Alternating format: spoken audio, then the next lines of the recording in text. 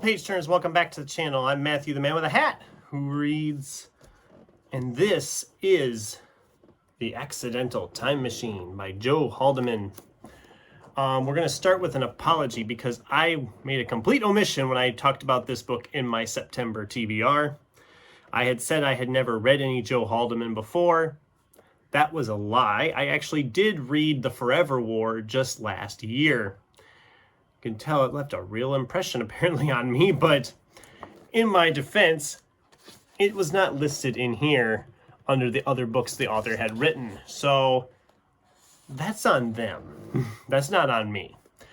That book I thought was okay. I gave it 3 stars. It was good, but I didn't love it. I thought it felt just like it. I don't even know how to describe it, but it was okay. I really liked this one though. As always, we'll start with the synopsis. Grad school dropout Matt Fuller is toiling as a lowly research assistant at MIT when, while measuring quantum relationships between gravity and light, his calibrator disappears and reappears 1 second later. In fact, every time Matt hits the reset button, the machine goes missing 12 times longer. After tinkering with the calibrator, Matt is convinced that what he has in his possession is a time machine, and by simply attaching a metal box to it, he learns to send things through time, including a pet store turtle, which comes back no worse for wear. With a dead-end job and a girlfriend who has left him for another man, Matt has nothing to lose by taking a time machine trip himself. So he borrows an old car, stocks it with food and water, and ends up in the near future, under arrest for the murders of the car's original owner, who dropped dead after seeing Matt disappear before his eyes.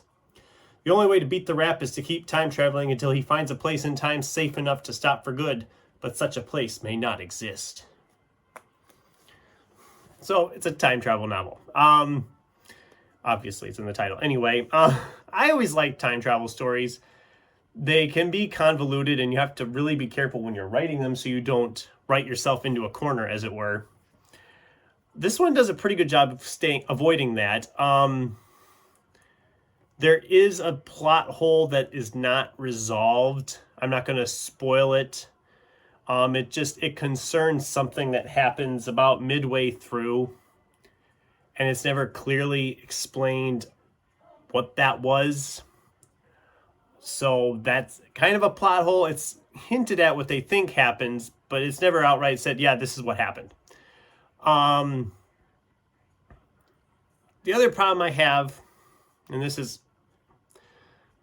isn't necessarily a problem because this is just kind of the type of book this is, but our supporting cast of characters is not the best developed.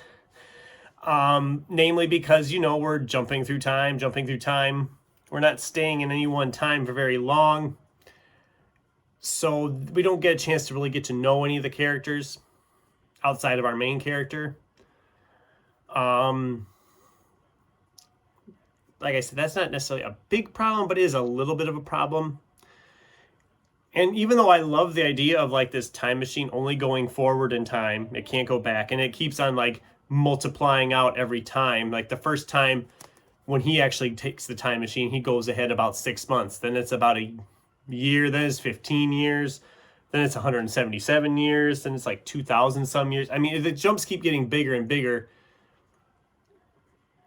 And because of that, as cool as that is, it also makes it harder to kind of come to grips with what's going on. Although that makes sense because we're right with the character. He doesn't know what's going on half the time, which kind of works for us too then. But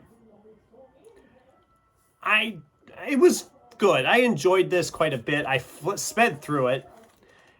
It did end about the way I expected it to end. I'm not going to spoil that either, but I kind of had a general idea where we were going with the ending, and it did go the way I expected it to go. That was maybe it's just a sign I've read too many time travel stories that I kind of knew where we were going with it.